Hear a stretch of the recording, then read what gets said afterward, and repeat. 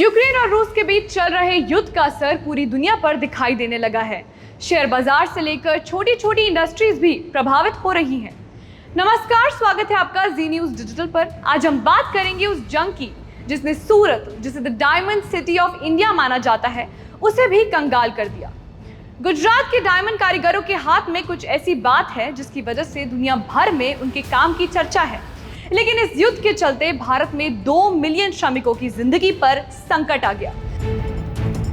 सूरत में 60% डायमंड पे ही चलता है। सूरत में सबसे बड़ा उद्योग डायमंड का है। अभी डायमंड के अलावा तो हमको और कुछ काम आता नहीं है। ये लोग वैश्विक निर्यात के लिए हीरे पॉलिश करते हैं।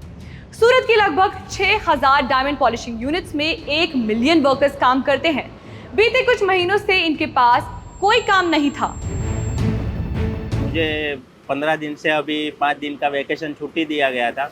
उसके बाद में अभी 10 दिन से पूरा बेकार बैठे कि वैकेशन बाद हमने फ़ोन किया कंपनी को कि भाई हम कब काम पे आए, तो बोल रहे हैं कि अभी आपकी ज़रूरत नहीं है, आप घर पे ही बैठो। ऐसा ये शहर हीरे की कटाई और उस पर पॉलिश के लिए जाना जाता है, लेकिन लड़ाई की वजह से कच्चे हीरे का सप्लाई चेन बिगड़ गया।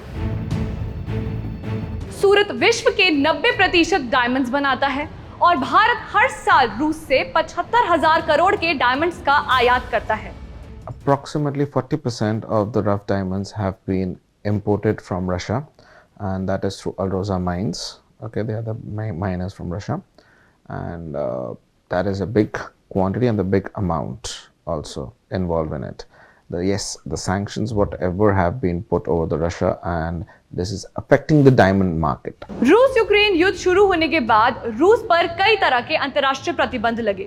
दुनिया में हीरे का खनन करने वाली सबसे बड़ी कंपनी एल्रोसा में रूस की सरकारी हिस्सेदारी है, लेकिन अमेरिका ने इस कंपनी पर पाबंदी लगा दी। इससे दुनिया में 30% रफ डायमंड्स की आपूर्ति प्रभावित हुई है।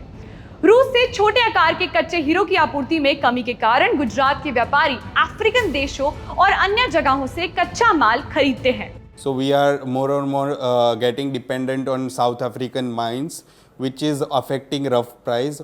Also, Ukrainian tools are used in Angola government mines. So they are not getting any services or any tools replacement from Ukrainian government. So that also is affecting South African mines. Bharat 70% cut और polish diamonds US को निर्यात करता है, लेकिन war के चलते US ने Russia पर कई सैंक्शंस लगा दी।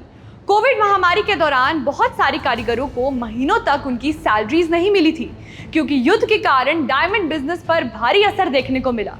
इसलिए राज्य के हीरे इकाइयों ने अपने वर्कर्स और पॉलिश करने वालों के कामों में घंटों की कटौती की है, जिससे उनके वर्किंग आवर्स 8 से 6 घंटे हो गए।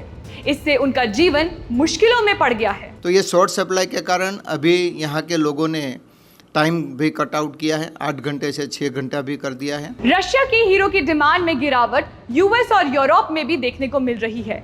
इसकी बड़ी वजह सिग्नेट, टिफनी एंड को, चॉपर्ड एंड पैंडोरा नाम की कंपनियां हैं, जिन्होंने रशिया द्वारा सोर्स किए गए डायमंड्स को खरीदने से इनकार कर दिया है। इस रशिया और यूक्रेन के वॉर के कारण हमारे 30 से 50,000 वर्कर्स बेरोजगार हुए हैं। वर्कर्स की मदद करने के लिए गुजरात डायमंड वर्कर यूनियन ने सरकार से 10 बिलियन के रिलीफ पैकेज की मांग भी की है, ताकि जिन लोगों ने नौकरी खोई है उनकी मदद की जा सके। हाँ, मैं यही कारखाने में रहता हूँ और यहाँ पे नहाना धोना सब यही कारखाने में रहने का, 24 घंटे यहीं पे ही रहने का। युद्ध तो बंद हो जाने सबको, इसके हिसाब से सभी लोगों की रोजी रोटी चलती है। हम सब के लिए हीरो की अलग परिभाषा है।